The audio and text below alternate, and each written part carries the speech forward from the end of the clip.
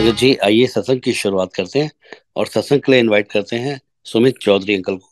Uncle, आप please आए और गुरु जी का सत्संग शेयर करें। जय गुरु जी को प्रणाम। और गुरु जी की सारी संगत को भी प्रणाम। बहुत बहुत शुक्राना गुरु जी का कि गुरु जी ने याद रखा मुझे, ये मौका दे रहे हैं वो कि आज उनका सत्संग, उनकी कृपा, उनका गुणगान कर सकूं। और ये सत्संग शुरू करने से पहले जो आज विक्रम अंकल ने मुझे फोन किया, उसका भी एक सत्संग सुनाना चाहूंगा मैं। कि पिछले कुछ एक आध में 2 महीने से मेरा कुछ ऐसा था कि कभी कोई चीज थी, कभी कुछ थी। I was shifting to a house, new house.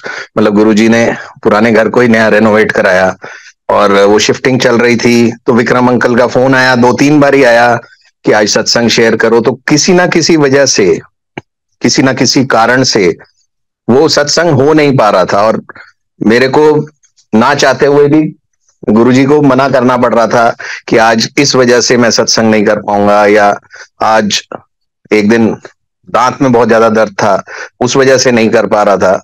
तो ये 3 से 4 बारी में हुआ पिछले 2-3 महीने में। और अंदर से ये लग रहा था कि गुरुजी सत्संग कराना चाह रहे हैं और मैं नहीं कर पा रहा हूं।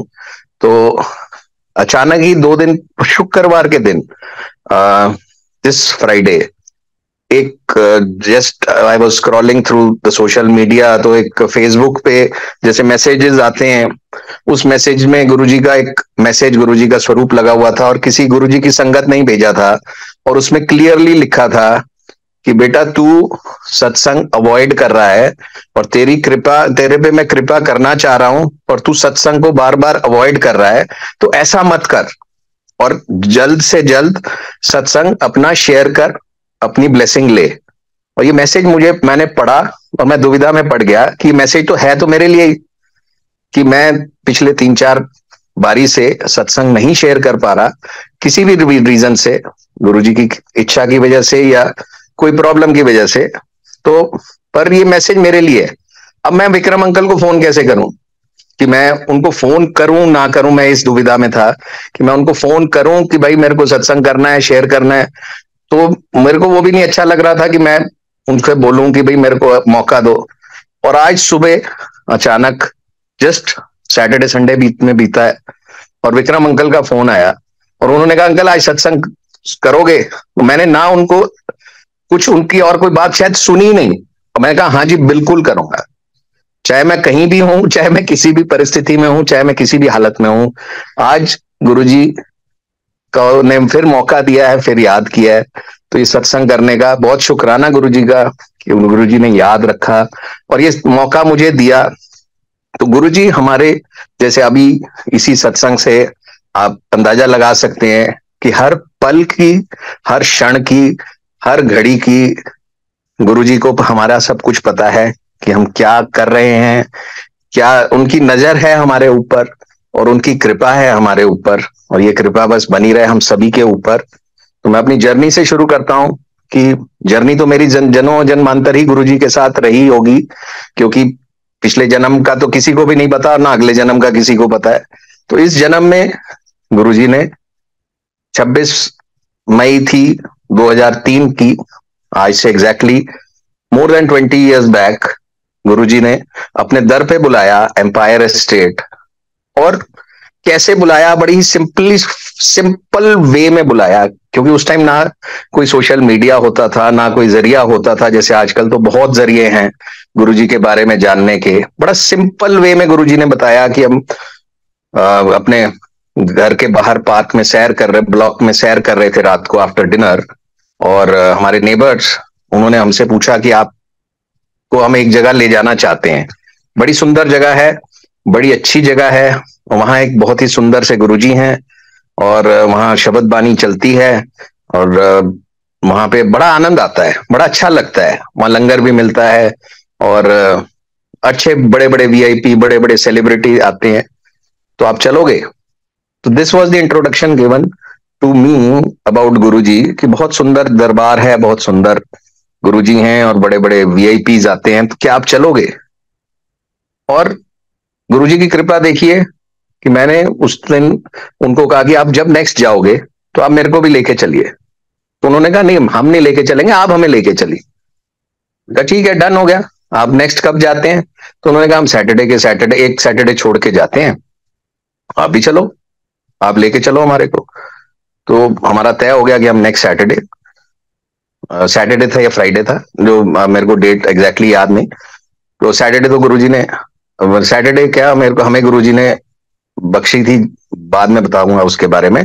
पर वो हम उस दिन निकले घर से उनको लेके, और आंटी थी और अंकल थे, और एक उनकी जो उनको लेके गई थी, हमारे नेबर्स को जो आंटी ले गई थी, शबनम आंटी, जो भी हमारे ब्लॉक के पास ही रहती थी, और वो उनसे पहले से गुरुजी के पास जाती थी, तो वो भी हमारे साथ चली।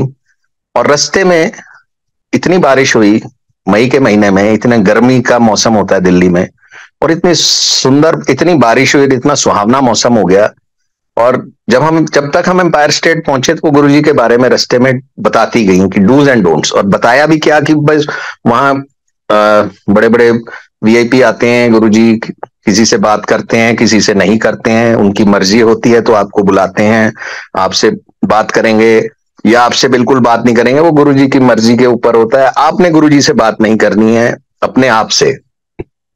चाहे प्रसाद मिलेगा उसे पूरा पीना है, लंगर प्रसाद मिलेगा 4 जनों में मिलेगा। तो शी वॉज एक्सप्लेनिंग एवरीथिंग कि वहां पे क्या होता है। तो जो इस तरीके से वो एक्सप्लेन कर रही थी, तो that curiosity, that anxiety was developing, और साथ में इतना सुहावना मौसम हो गया, और इतनी भीनी भीनी हवा चलने लगी, ठंडी ठंडी, और बारिश का मौसम हो गया। तो बड़ा अच्छा एक सरूर सा बन गया गुरुजी के पास जाने से पहले, कि बहुत अंदर से अच्छी फीलिंग आनी शुरू हो गई कि हम बहुत अच्छी जगह पे जा रहे हैं, और एक बहुत ही अच्छा एक्सपीरियंस होने जा रहा है। तो जैसे एम्पायर स्टेट के अंदर घुसे तो उसका एम्बियंस एक अलग था, उसका अरोमा अलग था, एक बहुत ही खुशबू फैली हुई थी पूरे वातावरण में। तो ऐसे लग रहा था कि हम जैसे बहुत सारे फूल खिले हुए हैं और हम एक ऐसी जगह पे जा रहे हैं, दिल्ली जैसी पोल्यूशन भरी जगह में आपको ऐसी खुशबू और ऐसे सुकून वाली जगह, ऐसे लगा कि जैसे उस गेट के अंदर आए, एम्पायर स्टेट के गेट के अंदर आए, गाड़ी बाहर खड़ी करी और गेट के अंदर आए, तो ऐसे लगा कि बिल्कुल एक सुकून वाली जगह पे कट ऑफ से हो गए हम पूरे वर्ल्ड से। और जैसे कोई हमारे को अंदर इस दुनिया में, ना हमारे को कोई टेंशन है, ना हमारे को कोई फिक्र है, ना कोई सोच है, ऐसा माइंड ब्लैंक हो गया। तो ऐसा माइंड जिसे कहते हैं ना, मेस्मराइज्ड हो गया, कि जितनी देर वहां से गेट से एम्पायर स्टेट गुरुजी के छोटे मंदिर तक जाने में लगी, तो एक अजीब सी फीलिंग थी कि बस ये फीलिंग बनी रहे। और ये फीलिंग तो कुछ भी नहीं थी जब हमने अंदर स्टेप इन किया। तो पूरा रेड कारपेट बिछा हुआ था, और व्हाइट लाइट से पूरा, जिसे कहते हैं चकाचौंध, एक गुरुजी विराजमान थे अपने सिंहासन पे। अराउंड 8-1 बजे के करीब पहुंचे होंगे, तो गुरुजी महाराज आ चुके थे अपने सिंहासन पे, और उनके ऑरा से, उनकी चमक से पूरा का पूरा जगह इतनी चमक रही थी, इतना वो दरबार इतना महक रहा था गुरुजी के फ्रेग्रेंस से, कि बस वर्ड्स नहीं है मेरे पास एक्सप्लेन करने के लिए कि कैसा सुंदर अनुभव था वो, जब पहली बारी गुरु महाराज ने अपने दर्शन दिए, अपने पास बुलाया। तो हम, गुरु महाराज जैसे आंटी ने हमें कहा था, हम चुपचाप गुरुजी के चरण छुए और चुपचाप बैठ गए। तो अंकल जो वहां पे, सिंगला अंकल थे जो चाय प्रसाद दिया करते थे, तो उन्होंने गुरुजी के बिल्कुल सामने बिठा दिया, फ्रंट रो में, कि उन्होंने देखा कि हम पहली बार ही आए हैं, तो उन्होंने बिल्कुल सामने गुरुजी के 1 फुट दूर, बस जैसे उनके चरणों से 1 फुट दूर बिठा दिया हमारे को, कि यहाँ यहीं बैठ जाओ। तो हम वहां बैठ गए। तो शब्द बानी, इतनी सुंदर शब्द बानी चल रही थी, पर ध्यान नहीं लग रहा था, क्योंकि सारे वक्त तो गुरुजी की तरफ ही, मतलब नजर जाती थी गुरुजी की तरफ, कि इतना सुंदर, इतने सुंदर गुरुजी, इतने ऑरा उनका इतना ग्लो कर रहा सब कुछ, और इतने आई वॉज मेस्मराइज। मैं कुछ सच्ची, इससे अलावा मेरे को कुछ याद नहीं कि उस दिन क्या हुआ। कि उस दिन वो जो 1 घंटा, जब 9 बजे वहां पे नॉर्मली लंगर प्रसाद शुरू होता था, 9, 9:15 बजे के करीब, तो वो 1 घंटा कैसे बीता, कौन आया कौन गया कुछ याद नहीं, सिवाय यही कि कितनी सुंदर गुरुजी, क्या सुंदर उनका रूप। और बस इस मेस्मराइजेशन में कब चाय प्रसाद आई, कब चाय प्रसाद पी, और कब अंकल ने घुमा दिया कि अब लंगर प्रसाद के लिए घूम जाओ, जैसे हम आगे बैठे हुए थे घूम जाओ, तो हम घूम गए। मतलब एक एक तरफ हो गया, दूसरा दूसरी तरफ हो गया, बीच में मैट बिछ गया। और एक तरफ मेनका गांधी आंटी थी, आई रिमेम्बर शी वॉज, गुरुजी के चरण दबा रही थी। तो गुरुजी ने उनको भी कहा लंगर के लिए, तो क्योंकि since we were the first ones, तो वो हमारे साथ ही आके बैठ गई। और एक और अंकल चरण दबा रहे थे, तो वो भी आके बैठ गए। तो मतलब ये भी एक थॉट आया दिमाग में कि यस, जैसे वो आंटी ने कहा था कि बड़े बड़े सेलिब्रिटीज आते हैं, और मेनका गांधी जी उस टाइम कैबिनेट मिनिस्टर थी, तो भी कैबिनेट मिनिस्टर हमारे साथ आके बैठ गए। तो एक बारी तो कल को, एक बारी को तो डर भी लगे कि हम कैसी जगह पे आ गए भाई, हम तो बड़े छोटे से लोग हैं और यहाँ तो बहुत बड़े बड़े लोग आ गए और हमारे साथ आके बैठ गए। ये तो अब पता नहीं हम लंगर करें तो कैसे करें। तो एक तो वो झिझक अभी चल ही रही थी कि मेनका गांधी आंटी ने हमारे को चपाती प्रसाद दिया, जैसे कि आप शुरू करो लंगर, और हमने बड़ा अच्छे से लंगर प्रसाद किया। और वो लंगर प्रसाद खत्म हुआ, और खत्म होते ही जैसे फिर आज्ञा लेने का समय आ गया। तो जो आंटी हमारे को लेके आई थी वो आई, वो थोड़े पीछे बैठी हुई थी, तो वो आई और लाइन में लगी, और हमें भी उन्होंने बोला कि आ जाओ लाइन में लग जाओ। तो हम लाइन में लगे आज्ञा लेने के लिए। तो जैसे उन्होंने बताया था कि गुरुजी की मर्जी होती थी जिससे बात करें जिससे ना बात करें, तो लोग आ रहे थे, आज्ञा ले रहे थे, गुरुजी उनको भेज रहे थे, किसी से बात कर रहे थे, किसी से बात नहीं कर रहे थे। अब मेरा नंबर आया, मैंने गुरुजी के चरणों को स्पर्श किया, और अभी उठा तो आंटी ने गुरुजी को बोला, गुरुजी नई संगत है। कहते मैंने पता है नई संगत है। कहते काका की ना है तेरा। तो I remember the specific words he said, काका की ना है तेरा। तो मैंने नाम बताया, जैसे मतलब उस टाइम तो पता ही नहीं था गुरुजी के बारे में, कि गुरुजी तो जान ही जान है, उनको सब पता है। मैंने नाम बताया कि की करता है काका, तू दास की करता है। मैंने बताया कि जी मैं ठेकेदार है, छोटा जहा छोटे छोटे बिल्डिंग बनाता हूँ। और मैं उस टाइम छोटे छोटे काम करता था, छोटी छोटी बिल्डिंगें बनाता था। और genuinely I was a very small contractor at that time. तो मैंने गुरुजी को बताया, तो कहते हाँ ठीक है, तू इतने आ गया है, हूं अज तो ना छोटे काम बंद कर दे, अज तो आप बड़े बड़े काम करांगे, अज तो छोटे काम बंद। तो मैं कहा अच्छा गुरु जी, बिल्कुल ठीक है जी, बिल्कुल बंद कर देंगे जी, पापा बड़े बड़े काम करांगे, जा ऐश कर। मैं कहा अच्छा जी गुरु जी, थैंक यू जी। क्योंकि उस टाइम अज्ञानी, उस टाइम पता ही नहीं था गुरु जी की महिमा के बारे में, कि जो गुरु जी कह रहे हैं पत्थर की लकीर, भगवान ईश्वर खुद, महाशिव खुद अपने मुंह से कह रहे हैं कि जा ऐश कर। तो जिंदगी का 360 डिग्री टर्न उस टाइम आने वाला था, और उस 360 डिग्री टर्न की महिमा को उस टाइम नहीं समझ आई। बस हाँ ठीक है, अच्छा गुरु जी ठीक है जी। और अपने उस मेस्मराइज्ड वर्ल्ड से, जो मेरा उस एक दो घंटे जो वहां पे रहा, और मेस्मराइज्ड हो गया मेरा दिमाग, और बिल्कुल बाहर के वर्ल्ड से कट ऑफ हो गया। मेरे को समझ नहीं आया मैं गुरुजी से क्या बात करूं और क्या कहूं और क्या करूं। अच्छा जी गुरुजी, और गुरुजी ने आज्ञा दे दी कि अब आप जाओ, और सिंगला अंकल को बोला इनको बता दो कब कब आना है। तो सिंगला अंकल ने कहा बाहर रुको, वेट करो, मैं आता हूं। तो सिंगला अंकल जी जब आए तो उन्होंने कहा पहली बार ही में गुरुजी ने कहता ऐश करो, तो जाओ ऐश करो। और कह रहे 15 दिन एक बार आ जाओ, जब मर्जी आ जाओ आप। मंदिर उस टाइम 7 दिन खुलता था, कि 15 दिन जब मर्जी आ जाओ। जरूर आएंगे जी। और कहते आंदे रहना, गुरु जी कह रहे हैं आंदे रहना, आना नहीं छड़ना। ठीक है जी, बिल्कुल नहीं छटेंगे। अब आना नहीं छड़ना में भी एक बहुत बड़ा स्टेटमेंट छुपा हुआ है, जो अब आके पता चलता है कि आना नहीं छड़ना, हम कौन होते हैं छोड़ने वाले। जब गुरुजी हमारा हाथ थामते हैं तो वो कभी जिंदगी में नहीं छोड़ते हमारे को, और कभी हमारे को नहीं भूलते। चाहे हम किसी भी जगह बैठे हों, किसी भी सिचुएशन में हो, किसी भी परिस्थिति में हो, कि गुरुजी ने जब हमारे को पकड़ लिया तो वो हमारा हाथ कभी नहीं छोड़ेंगे। उसका सत्संग भी मैं आगे शेयर करूंगा इस चीज का। तो धीरे धीरे उस दिन के बाद गुरुजी से इतना प्यार हो गया, इतना लगाव हो गया इतने खिंचाव होने लग गया कि एम्पायर स्टेट की हम वेट करते थे कि कब हमारा नंबर आए जाने का, 15 दिन में एक बारी, तो कब हम जाएं गुरुजी के पास, गुरुजी के पास बैठें और आशीर्वाद लें, ब्लेसिंग्स लें।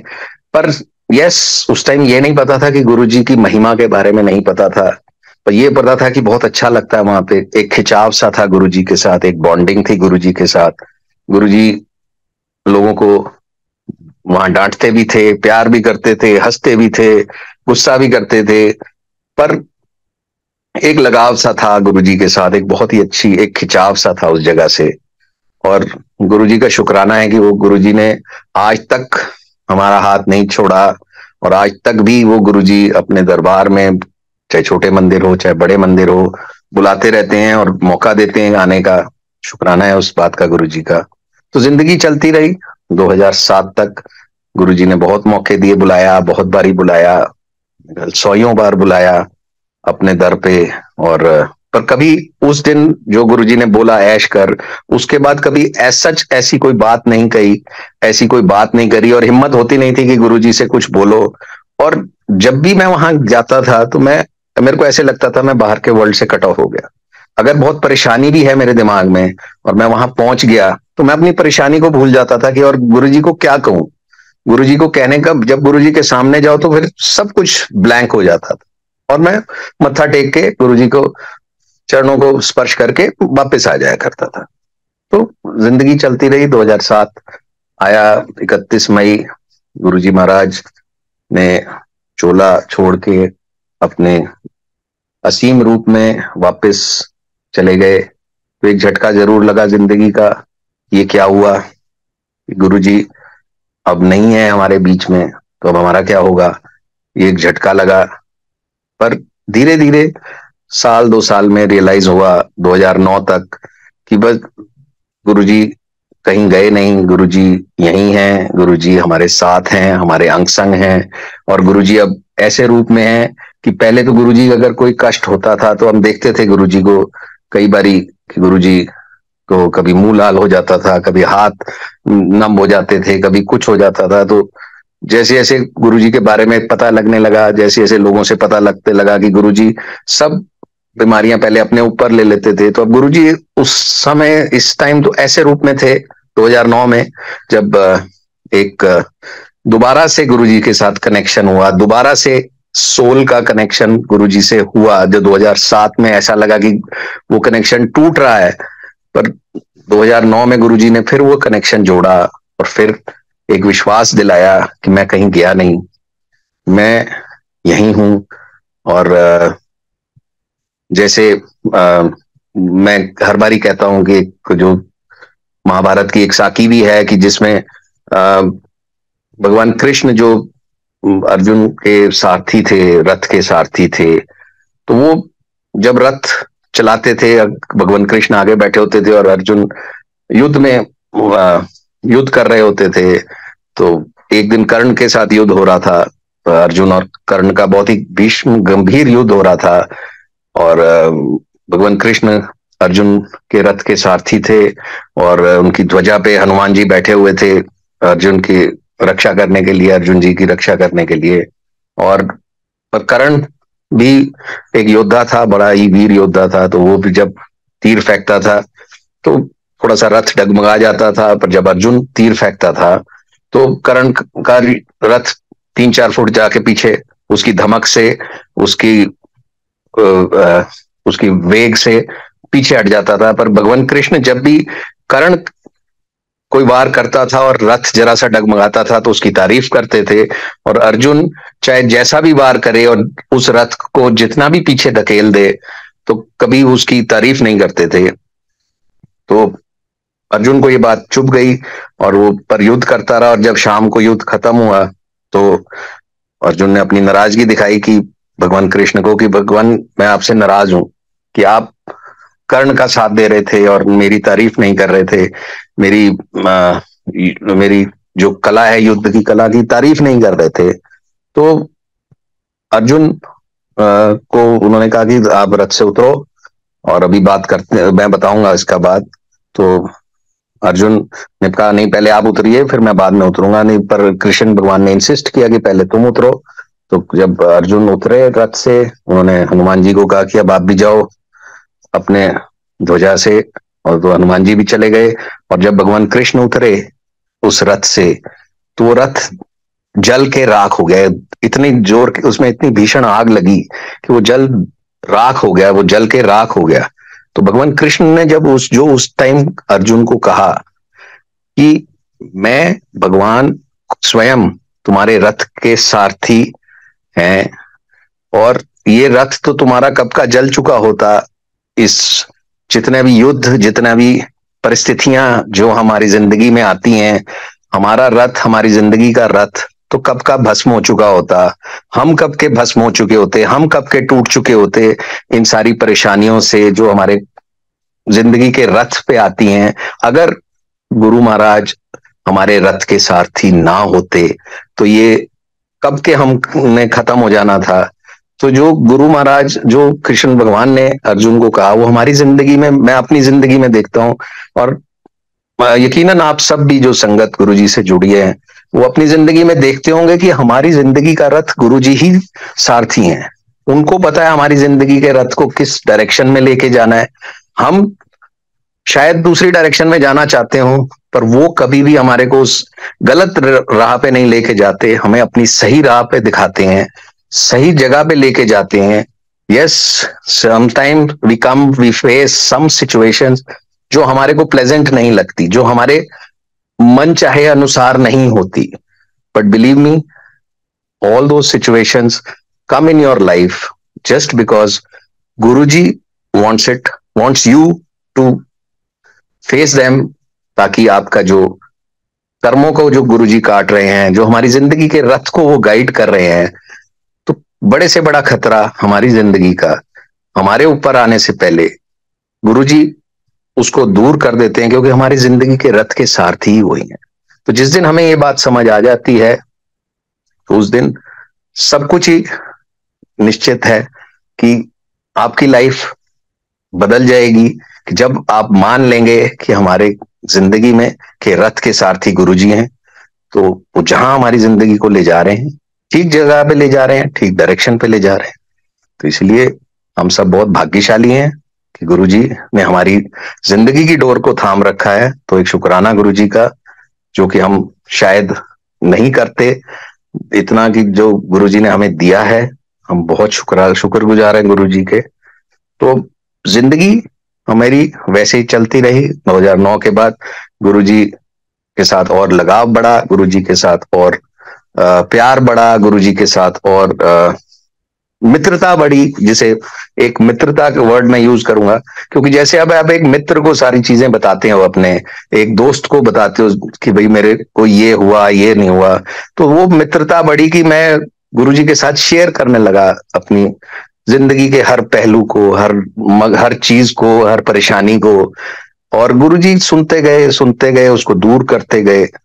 इम्तिहान बहुत लेते हैं गुरुजी, ये आप सब जानते हैं, और बहुत इम्तिहान लिए गुरुजी ने जिंदगी में, पर इम्तिहान में पास करने वाले भी गुरुजी हैं, क्योंकि उन्होंने ही, जब हमारी जिंदगी का रथ ही वो चला रहे हैं, तो अपने आप चलाएंगे, अपने आप करेंगे।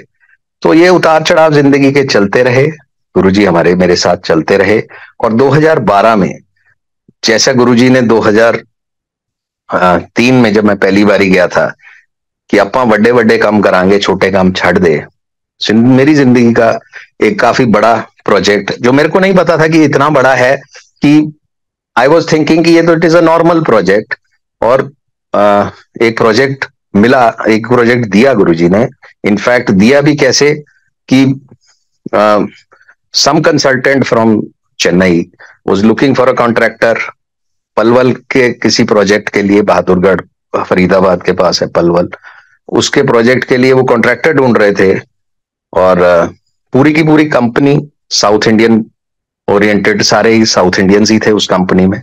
उनकी कंपनी का सीईओ, उनकी कंपनी का चेयरमैन, उनकी कंपनी के प्रोजेक्ट मैनेजर्स, उनकी कंपनी के जनरल मैनेजर्स, उनकी कंपनी के account section, so much so कि हर कोई south belong to was a Tamilian और अ तेलुगु और they were all based in Bangalore और उनका ऑफिस भी बैंगलोर में था and obviously yes south Indians को नॉर्थ इंडियंस थोड़े पसंद नहीं है थोड़े बहुत लाउड लगते हैं और स्पेशली पंजाबी नॉर्थ इंडियंस जो भी हैं जैसे हम मैं हूँ पंजाबी हूँ तो उनको लाउड लगते हैं उनको डर लगता है जैसे जो उन्होंने बताया बाद में कि उन्होंने एक मेल डाली बिल्डर एसोसिएशन को कि मेरे को कोई कॉन्ट्रैक्टर चाहिए और आप ये कॉन्ट्रैक्टर दिलवाओ और you builder association will be responsible कि वो इस काम को कराएगी और वो कॉन्ट्रैक्टर डिस्प्यूट नहीं करेगा वो कॉन्ट्रैक्टर झगड़ेगा नहीं हमसे तो चेयरमैन साहब जो बिल्डर एसोसिएशन के थे वो बड़े उस मेल को पढ़ के हैरान हुए एंड गुरुजी की कृपा से गुरुजी की मेहर से मैं उस टाइम वाइस चेयरमैन था बिल्डर एसोसिएशन का दिल्ली सेंटर का तो उन्होंने मेरे को मैं वहीं था बिल्डर एसोसिएशन के ऑफिस में तो उन्होंने वो मेल दिखाई मेरे को कि ये देखो बड़ी अजीब सी मेल है कि कोई साउथ इंडियन है मिस्टर सुब्रमण्यम चेन्नई से मेरे को लिख रहा है कि आप मेरे को कॉन्ट्रैक्टर दिलवाओ और आप ही उसके लिए रिस्पॉन्सिबल हो गए ताकि वो झगड़े ना तो कहते यार ये तो बड़ी स्टूपिड सी बात है कि मैं कैसे दिलवा दूं और मैं कैसे इंश्योर कर दूं कि वो कॉन्ट्रैक्टर आपसे लड़ेगा नहीं तो कह रहे इसको छोड़ो यार और the project was for 4-5 crore और 4 महीने में होना था तो चेयरमैन साहब was a very big contractor वो इतने बड़े कॉन्ट्रैक्टर थे कि उनको उन्होंने कहा ये तो बड़ा छोटा काम है पर पता नहीं उनको क्या लगा उन्होंने कहा अच्छा यार चल तेरे मतलब का काम है अगर तो तू देख ले तो मैंने कहा ठीक है जी मैं देख लेता हूँ कह रहा पर एक काम कर तू सर्कुलेट कर दे इसको किसी के भी मतलब का होगा तो वो रिप्लाई कर देगा चेन्नई में मेल पे तो मैंने वही किया मैंने सर्कुलेट कर दिया अपनी बिल्डर एसोसिएशन के जितने 250-300 मेंबर्स हैं उनको सबको मेल भेजवा दी और in the meanwhile I just wrote a reply वहीं बैठे बैठे I wrote a reply to mister Subramaniam कि sir received your mail I will be interested to do the work kindly let me know the details मैंने अपने बारे में कुछ नहीं लिखा मैंने कुछ भी नहीं लिखा और नॉर्मली आई मेरी ईमेल आईडी है पर्सनल जयगुरुजी की @gmail.com और मेरी बिजनेस ईमेल आईडी थी मेरी फर्म के नाम से जो which happen to be in my father's name तो मैंने normally I send my business mails through those business ID but Guruji की मेहर गुरुजी की इच्छा गुरुजी के उस वर्ड्स जो उन्होंने उस दिन बोले थे वो ईमेल चली गई मेरी पर्सनल आईडी से जयगुरुजी की @gmail.com एंड वो मेल गई सुब्रमण्यम साहब के पास इट वॉज अराउंड 3:30 और 4 o'clock in the afternoon and with in half an hour और सो या 1 hour और सो मेरे को चेन्नई की लैंडलाइन से एक फोन आया 044 और लैंडलाइन थी तो आई कुड मेक आउट कि ये चेन्नई से फोन है तो मेरे को लगा कि ये वही कंसल्टेंट का ही शायद फोन है जिसको मैंने अभी मेल भेजी है एंड यस मैंने आई सेड हेलो और दूसरी तरफ से आवाज आई ना हेलो ना हाय हु इज गुरुजी तो पहले तो मैंने पूछा कि हु आर यू तो मैं सॉरी मैं कंसल्टेंट हूँ मैं डबल पीएचडी हूँ फ्रॉम आईआईटी और मैं अपना इंट्रोडक्शन दे दिया उन्होंने पूरा अपना ज्ञान मेरे ऊपर डाल दिया कि मैं चेन्नई में रहता हूँ और मतलब इन क्रक्स ऑफ 5 minutes ही एक्सप्लेन्ड एवरीथिंग टू मी कि मैं सिंगापुर की कंपनी है उनका बैंगलोर में ऑफिस है मैं चेन्नई में हूँ मेरे को वहां काम कराना है पर मेरे को कोई साउथ इंडियन कॉन्ट्रैक्टर नहीं मिल रहा और नॉर्थ इंडियन कॉन्ट्रैक्टर से मैं डरता हूँ इसलिए मैं बिल्डर एसोसिएशन के पास गया और जो भी उन्होंने बताया and before he could and और before I could speak anything he said कि when can you start the work I was really surprised मैं कहा सर आप क्या कह रहे हो when can I start the work का मतलब क्या हुआ when can you start the work it's a simple English आप बताओ कि आप कब काम शुरू कर सकते हैं मैं कहा जी मैं तो आपको जानता ही नहीं मतलब और मैं उनको स्टूपिड एग्जांपल दे रहा हूँ कि भाई मैं अपने घर पे ड्राइवर भी रखता हूँ तो मैं उसकी 10 जगह इंक्वायरी करता हूँ, मैंने आपको सिर्फ एक मेल लिखी है कि I am interested in doing the work, और आप कह रहे हो आप काम कर लो। यार आप बड़े अजीब आदमी हो। वो कहते कि हाँ मैं हूँ अजीब, आई एम डबल PhD, तो मैं थोड़ा सा हूँ इस तरह का अजीब, but your Guruji wants you to do the work. That's what he said, your Guruji wants you to do the work. अब उसके बाद तो मैं स्पीचलेस ही था कि मैं कहा आप शायद गुरुजी को जानते होंगे। कहता नहीं मैं गुरुजी को नहीं जानता, तभी तो मैं पूछ रहा हूँ इस गुरुजी। तो आई टोल्ड हिम कि गुरुजी ऐसे ऐसे ये गुरुजी हैं, ये उन्होंने अब यहाँ छतरपुर पे थे, समाधि ले ली, बड़ा मंदिर है। आई एक्सप्लेन्ड हिम एवरीथिंग। तो कह रहे ठीक है जी, आप बैंगलोर आ जाओ और विल फाइनलाइज जो भी है, और उससे पहले पर मैं दिल्ली आता हूँ, मैं आपको साइड दिखा देता हूँ एंड मिल लेते हैं। तो that's how the journey to, और मतलब एक और रोटेशन जो 360 डिग्री टर्न मेरी जिंदगी में फिर दोबारा से आया, वो 2012 में आया, और गुरुजी की नाम से आया, गुरुजी की ईमेल के जय गुरुजी की @gmail.com से आया। एंड और मैं जिसको भी ये बताया, मैंने जिसको भी ये बताया, इवन मैंने चेयरमैन साहब को बताया, तो ही वॉज वेरी सरप्राइज्ड। वो बड़ा सरप्राइज हुए कि यार ये क्या आदमी है, पागल है। तो इन अ वे ही डिस्करेज्ड मी कि यार ऐसे चक्करों में मत फंसियो, पता नहीं कौन है क्या है। बट मैं कहा चलो कोई बात नहीं, मिलते हैं, एक बारी मिल लेते हैं, इज कमिंग टू दिल्ली, मिल लेते हैं, साइट देख लेते हैं। तो वो दिल्ली आए, साइट देखी हमने, और उन्होंने बैंगलोर बुलाया, प्रोजेक्ट हमें दिया। And it's a long story, but to cut it short, yes, जो गुरुजी ने बोला था कि अपना उन बड़े बड़े काम करांगे, तो that journey, actual journey to बड़े बड़े काम started on that day, from that project in Palwal, which was of the tune of 5 crores to be completed in 4-5 months. For me, it was a big job. For others, maybe जितने builder association के बड़े बड़े दिग्गज थे, उनके लिए बहुत छोटा काम था। बट जो गुरुजी की मेहर मैंने उसके बाद देखी कि गुरुजी ने मुझसे क्या क्या करवाया उस जर्नी में, 2012 से लेके 2020 तक, जब तक कोविड नहीं आया। दिल्ली, इंडिया का कोई ऐसा कोना नहीं छोड़ा गुरुजी ने जहां वो मुझे लेके नहीं गए काम करवाने के लिए।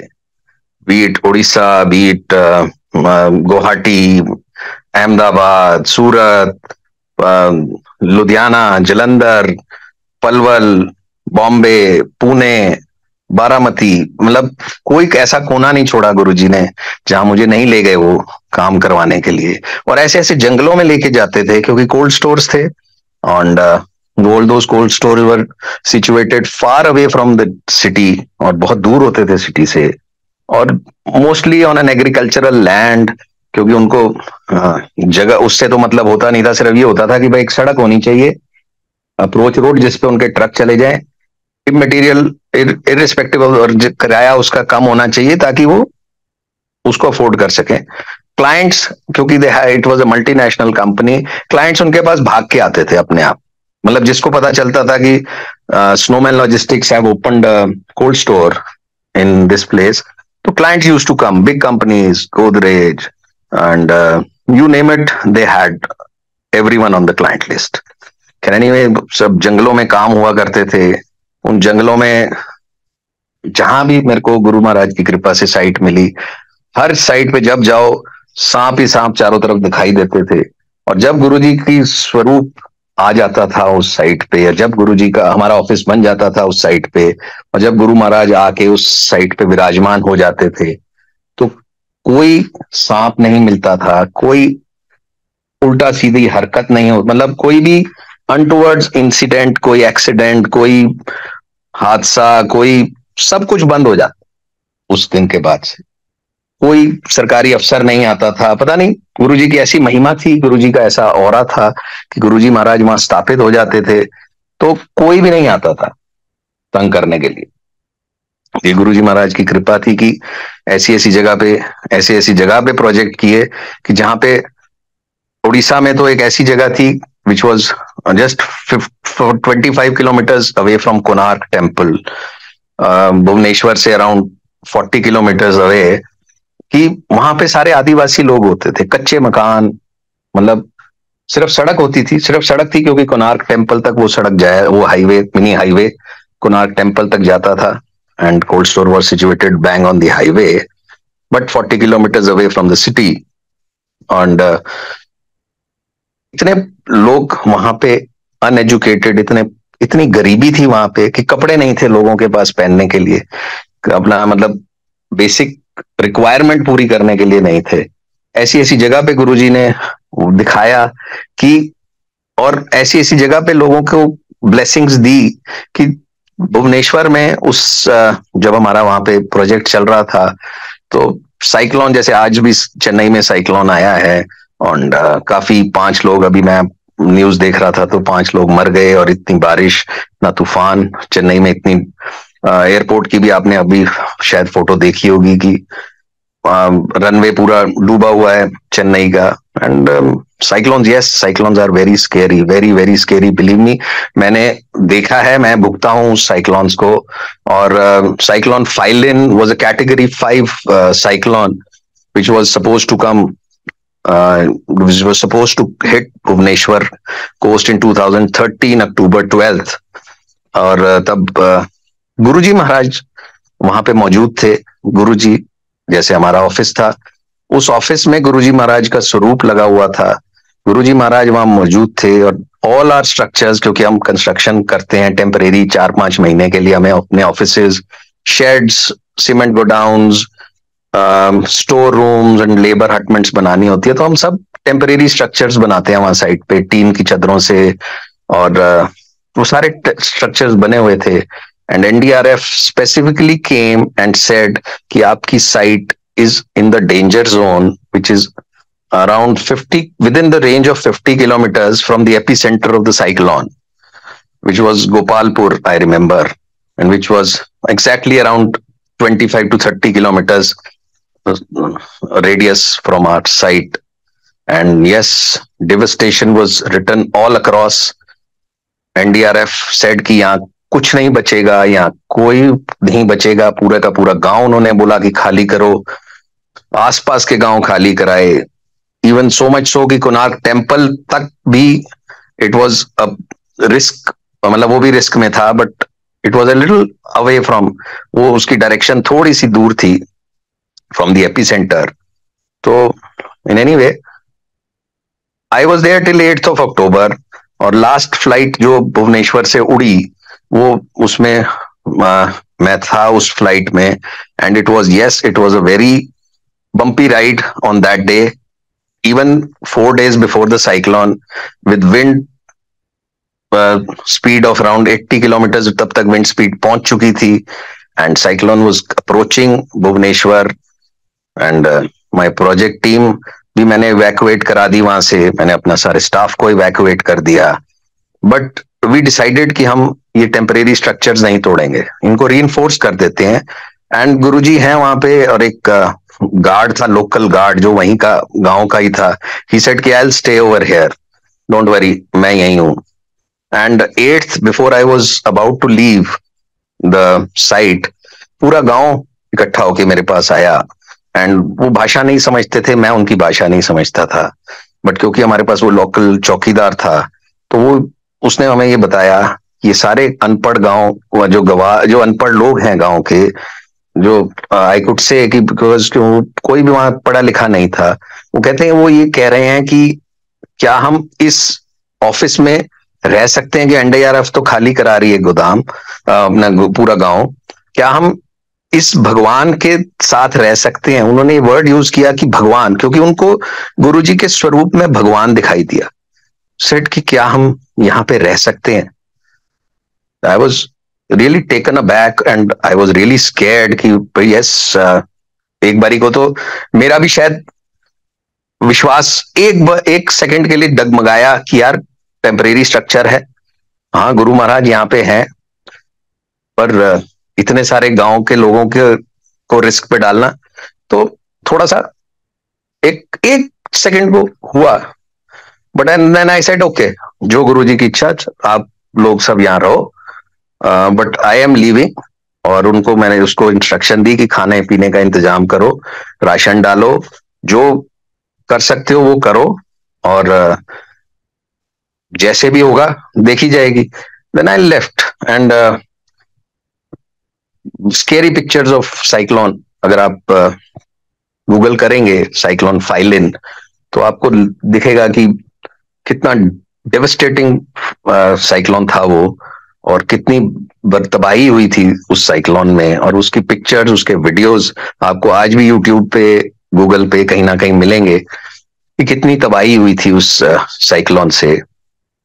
तो न्यूज चैनल पे दिखाते थे कि पूरी बिल्डिंग की बिल्डिंग उड़ती जा रही है, छतें उड़ रही हैं, पेड़ गिर रहे हैं, एंड जैसे रिपोर्टर्स वो रिपोर्ट करते हैं आजकल सनसनीखेज तरीके से कि अब ये हो रहा है, अब ये विंड स्पीड इतनी हो गई है, तो देख के टेंशन, एक स्ट्रेस बिल्डअप होता जा रहा था। Even when I was sitting in Delhi, I could feel कि यार कुछ स्ट्रेस बिल्डअप हो रहा है। और पर चलो, मैं कहा देखी जाएगी। And luckily Guruji called me for a सत्संग ऑन 12th ऑफ अक्टूबर, और मैं सत्संग में गया 7 बजे। And the cyclone was suppose to hit at 8 o'clock Gopalpur coast. And 7 बजे मैं सत्संग पे गया, फोन अपना साइलेंट पे किया, गुरुजी के साथ बैठा, पर गुरुजी से यही प्रार्थना कर रहा था कि गुरुजी बचा लो किसी तरीके से, कि वहां तबाही ना हो, वहां कुछ ना हो। थोड़ा सा अपसेट, थोड़ा सा ध्यान नहीं लग रहा था, बट गुरुजी के साथ बैठा रहा।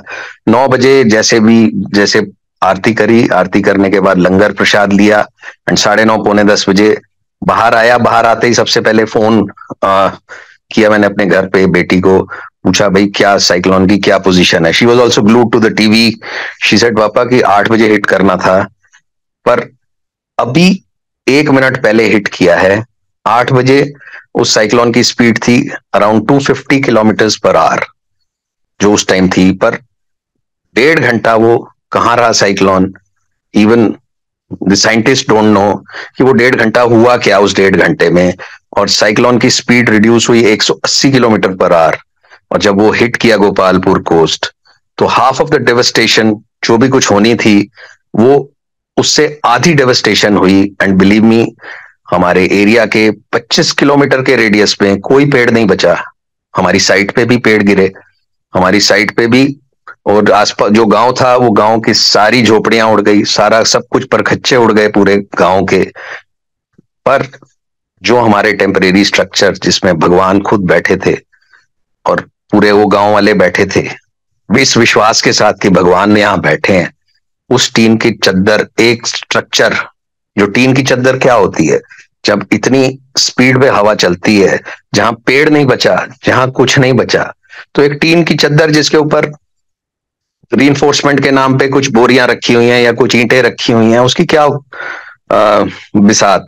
पर क्योंकि भगवान खुद बैठे हुए थे, और उससे ज्यादा उस भगवान के ऊपर उन लोगों का विश्वास वहां पे था कि ये भगवान है, ये हमें बचा लेंगे। और उन्होंने बचाया, और उन्होंने दिखाया। बाद में जब हमारी प्रोजेक्ट टीम अगले दिन जा पाई, तब तक तो कम्युनिकेशन कुछ नहीं थी। जो प्रोजेक्ट टीम जो भुवनेश्वर के बाहर बैठी थी, वो वहां पहुंची तो देखा काफी डेवस्टेशन हुई। 4-5 दिन तक तो इतनी बारिश हुई वहां पे कि बहुत आसपास के एरिया में भी नुकसान हुआ। बट वो जो स्ट्रक्चर्स थे, जो वो टेम्परेरी स्ट्रक्चर्स थे, उनका बाल भी बांका नहीं हुआ। बाल भी बांका नहीं होने दिया गुरुजी ने, क्योंकि एक विश्वास था उस पूरे के पूरे लोगों का। और बिलीव मी कि विश्वास की इतनी ताकत है। मैंने देखी, मैं खुद देखी कि 1 मिनट के लिए जब मेरा भी विश्वास डगमगा गया, बट गुरुजी ने मुझे लेट डाउन नहीं होने दिया, मेरे विश्वास को लेट डाउन नहीं होने दिया, और रक्षा करी। तो ऐसे हैं हमारे गुरुजी भोले शंकर, हमारे महाशिव, कि हाँ, भेजा उन्होंने अपना स्वरूप। जैसे अभी कोविड के टाइम पे भी आपने देखा होगा कि घर घर में गुरुजी के स्वरूप बात करने लगे, गुरुजी के स्वरूपों से लोग बात करने लगे, क्योंकि मंदिर बंद थे, सब कुछ, गुरुद्वारा बंद था। तो यही उस टाइम भी ऐसा ही हुआ वहां 2013 में। इवन मंदिर, गुरुद्वारे, स्कूल सब कुछ बंद थे, कहीं से कोई मदद नहीं मिल रही थी।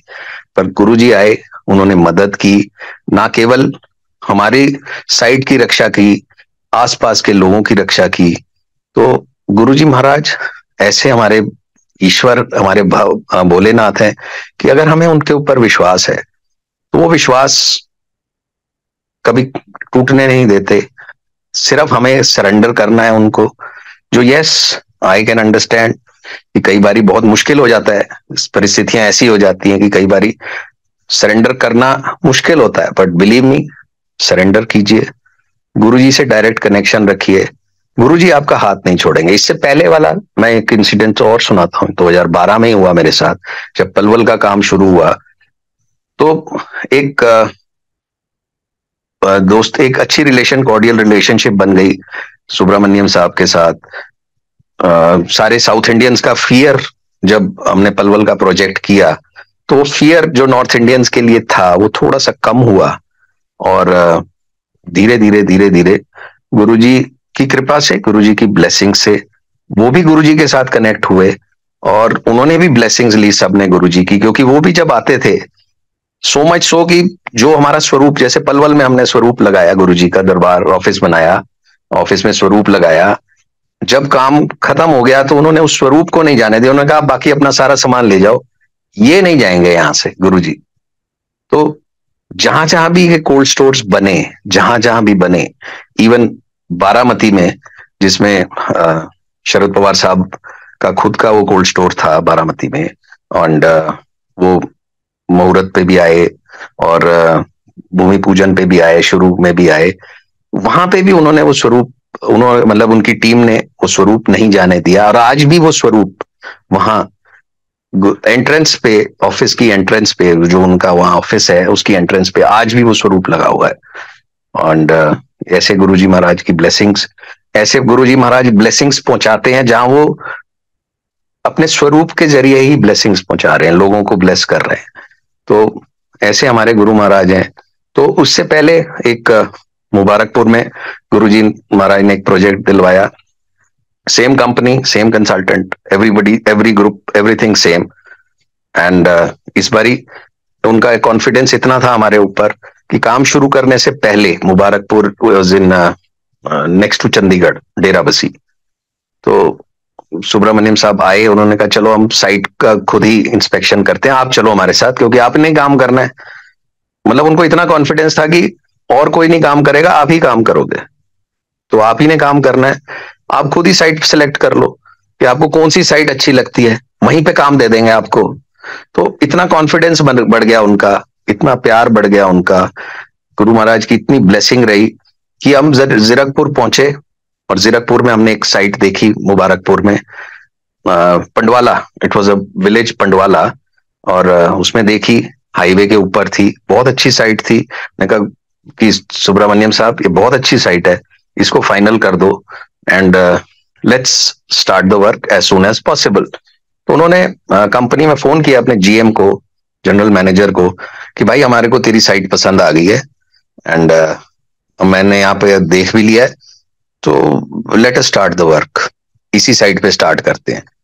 तो उसका ये जवाब आया कि सर मेरी नौकरी का सवाल है, आप तो चलो कंसल्टेंट हैं एंड वो कॉन्ट्रैक्टर है, mister Chaudhary is contractor, you are consultant, आपको तो कोई क्वेश्चन करेगा नहीं, मेरी इंटीग्रिटी को क्वेश्चन करेगा कि मैंने आपको एक साइट दिखाई और आपने उसी साइट को हाँ कर दिया।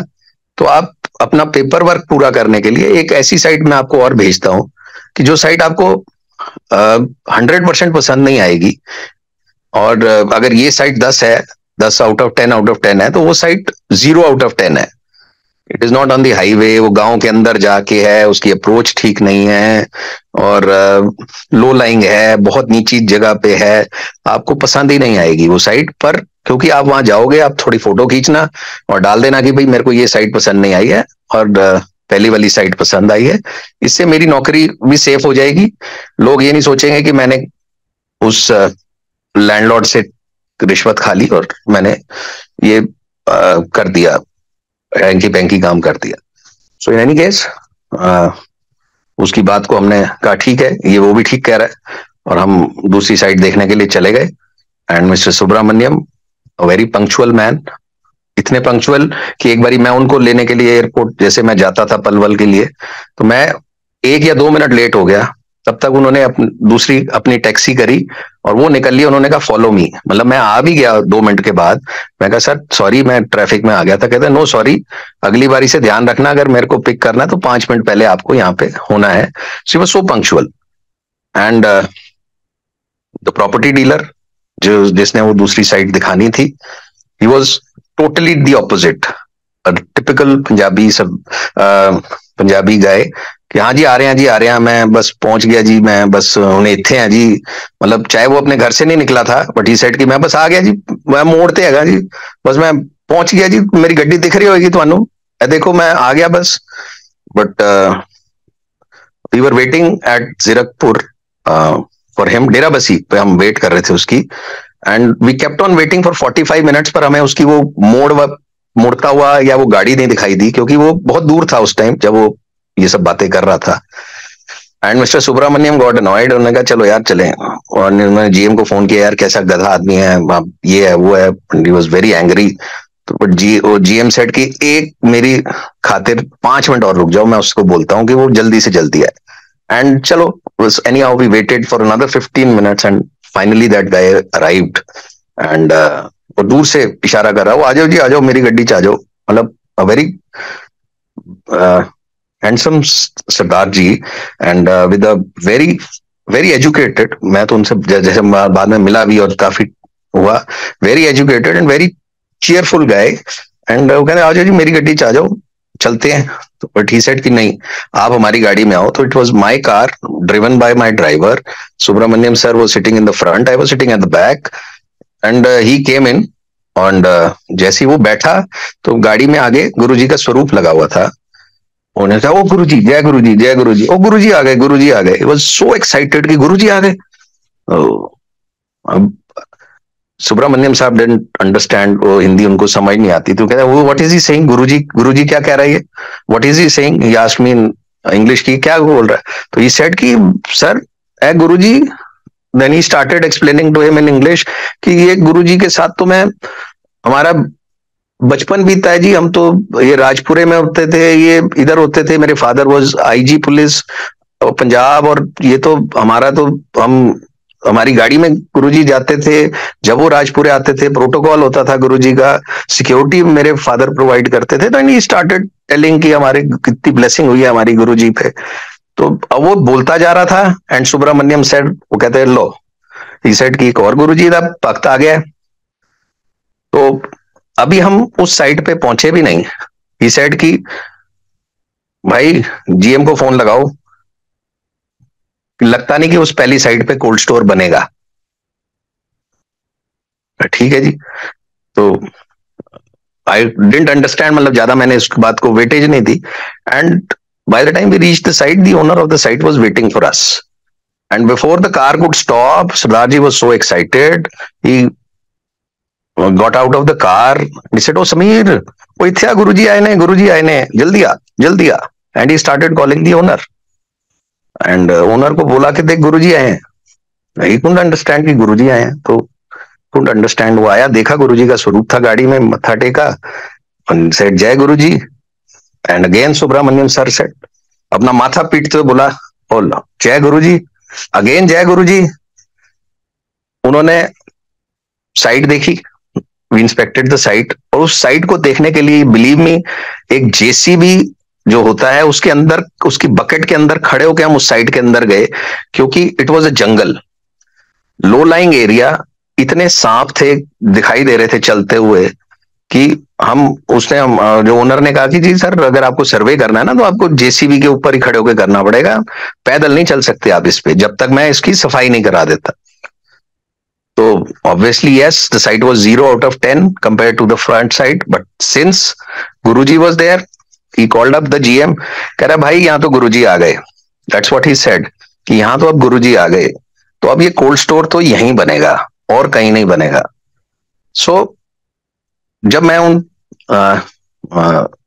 से इंटरेक्ट किया मैंने ओनर से, तो मुझे पता चला कि वो गुरुजी, वो भी उसके उनके फादर एसपी पुलिस थे हरियाणा के उस टाइम, और हरियाणा और चंडीगढ़ और पंजाब तब एक ही पुलिस, मतलब उनका ऐसा होता था प्रोटोकॉल कि कभी वो इधर होते थे कभी ये इधर होते थे। तो his father also was very close to Guruji, the owner's father. But जब गुरुजी जैसे दिल्ली आ गए तो उन्होंने सेड कि हमारा गुरुजी से कनेक्शन टूट गया. That is the word he used कि हमारा गुरुजी से कनेक्शन टूट गया. बट यकीन मानिए संगत जी, हमारा कनेक्शन चाहे गुरुजी से टूट जाए, गुरुजी कभी भी हमारे से कनेक्शन नहीं तोड़ते. It was the live example कि कहाँ एक 10 आउट ऑफ 10 साइट और कहाँ 0 आउट ऑफ 10 साइट. मतलब उसको अगर प्रैक्टिकली एनालाइज किया जाए तो वहां कोल्ड स्टोर नहीं बनना चाहिए था. बट गुरुजी की कृपा देखिए कि गुरुजी ने उस कल्याण करना था उसका, उस फैमिली का, और उन्होंने वो कोल्ड स्टोर वहीं बनाया.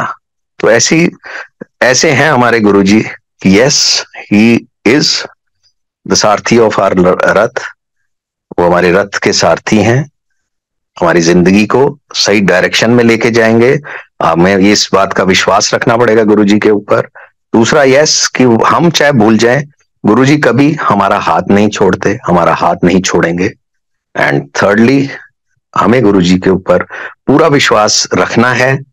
ऐसा विश्वास जैसे उस आदिवासी गांव वालों ने रखा उस स्वरूप के ऊपर जिसमें उनको ईश्वर दिखाई दिए, और वैसा ही जैसे एक आई लाइक टू एंड, क्योंकि ये बहुत बड़ा हो गया सत्संग, I like to end by repeating a sakhi. एक साखी थी जिसमें एक मैंने सुनी अभी पीछे कि एक गुरु और एक चेला एक बड़े ही भयानक से जंगल से कहीं जा रहे थे और रात हो गई और अंधेरा इतना हो गया कि वो आगे नहीं बढ़ पाए. तो चेले ने गुरुजी से कहा कि गुरुजी, क्यों ना हम यहाँ कहीं किसी सुरक्षित जगह पे, सुरक्षित पेड़ के पास, पेड़ के नीचे रात गुजारते हैं और थोड़ी आग वाग जलाते हैं यहाँ पे, और बारी बारी से सोएंगे. पहले आप सो जाइए, मैं जागूंगा, और फिर मैं सो जाऊंगा, फिर आप जागिएगा, ताकि हमारे किसी तरह रात बिता लें और कोई डेंजर आए तो हम एक दूसरे को बचा सकें. गुरुजी ने कहा चल ठीक है. तो गुरुजी बहुत पहुंचे हुए गुरुजी थे, बहुत ही ज्ञानी थे, बहुत ही ब्लेसिंग वाले थे. तो पहले वो सोए और चेले ने जाग के पूरी गुरुजी का पूरा ध्यान रखा. फिर थोड़ी देर बाद गुरु उठे, तो सोए नहीं एक्चुअली, वो ध्यान में थे. वो उठे और उन्होंने कहा चल अब तेरी बारी, अब तू सो जा. तो चेले ने क्या किया कि गुरुजी के गोदी में सिर रखा और गुरुजी ने वो अपना आसन लगा रखा था और उसने सिर रखा और वो सो गया. इतनी चैन की नींद, निश्चिंत होकर सो गया. तो थोड़ी देर के बाद एक सांप, बहुत ही जहरीला सांप आया और वो उन दोनों की तरफ बढ़ा.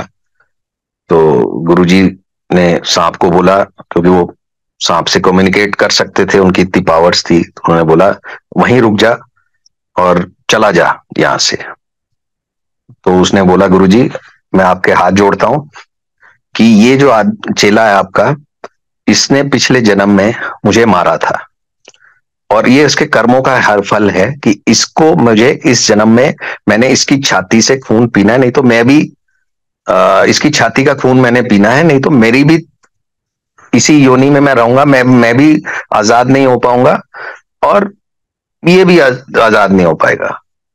तो उसने, गुरुजी ने कहा कि भाई देख, ये मेरी शरण में है, इसे तो मैं कुछ होने नहीं दूंगा, पर हाँ, क्योंकि तेरी समस्या को मैं समझता हूं कि तेरा भी उद्धार होना बहुत जरूरी है, इस योनि से, इस नाग योनि से तेरे को भी निकालना बहुत जरूरी है, क्योंकि तू भी अब मेरी शरण में आया है, तू भी मेरे से एक मदद मांग रहा है, तो तेरा भी कल्याण करना जरूरी है. तो ठहर, मैं दोनों का हल निकालता हूं. तो गुरुजी ने एक खंजर निकाला और खंजर निकाल के चेला जो नीचे लेटा हुआ था उसकी छाती पे पैर रखा और खंजर उसको घोपने का तैयारी कर रहे थे. तो चेले की आंख खुल गई. तो उसने देखा गुरुजी खड़े हैं ऊपर, उसकी छाती पे पैर रखे. उसको सांप तो नहीं दिखाई दिया, उसको गुरुजी दिखाई दिए. उसकी छाती पे पैर रखा हुआ था और उनके हाथ में खंजर था और वो खंजर उसको घोपने जा रहे थे. और एकदम से उन्होंने उसकी छाती पे हल्का सा खंजर को चुभाया, उसमें से खून निकाला और उस खंजर को सांप के पास ले गए और सांप को बोला ये ले, ये खून, इसकी छाती का खून, ये तेरे लिए। सांप ने वो छाती का खून पिया और वो अपने रास्ते चला गया। तो गुरुजी ने चेले की तरफ देखा जो हंस रहा था, जो उस समय भी हंस रहा था जब गुरुजी जब उसने आंख खोली और छाती पे गुरुजी खड़े थे, वो हंस रहा था और वो हिला भी नहीं और मुस्कुराता रहा बस वो गुरुजी को देख के। तो उसने, गुरुजी ने पूछा कि जब मैं तेरे को खंजर मारने जा रहा था, तेरे को नहीं पता कि सांप तूने नहीं, तेरे को तूने सांप नहीं देखा, पर तू उस समय मुस्कुरा क्यों रहा था? तू उस समय डरा क्यों नहीं? तू उस समय भागा क्यों नहीं? तूने मेरे को उस समय झटका क्यों नहीं? तो उसने कहा गुरुजी आप तो मेरे गुरु हैं और मेरे को पूरा भरोसा है कि आप जो भी कुछ कर रहे हैं, चाहे आप मेरे को खंजर मार के, चाहे आप मुझे मार रहे हैं, चाहे आप मेरे खंजर मार घोप रहे हैं, आप जो भी कर रहे हैं आप मेरे लिए अच्छा ही करेंगे, तो फिर मैं क्यों डरूं, मैं क्यों झटकता आपको? तो गुरुजी ने उसको यही कहा कि ये जो तेरा विश्वास अपने गुरु में तेरे को आज बचा गया, नहीं तो अगर तू उस समय मेरे को झटक देता तो वो सांप तेरे को डसता, तेरी भी मृत्यु हो जाती। सांप का तो उद्धार होना ही था जो मैंने कर ही दिया। तो ये साकिब से क्लियर होता है कि गुरु पे विश्वास रखना बहुत ही जरूरी है, क्योंकि गुरु हमारा कभी भी बुरा नहीं होने देगा।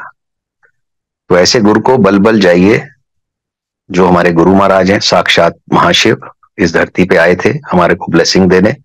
शुक्राना है उनका कि उन्होंने ये सत्संग शेयर करने का मौका दिया, और इस सत्संग शेयर करते हुए कोई गलती हो गई हो तो मैं गुरु जी से माफी मांगता हूँ।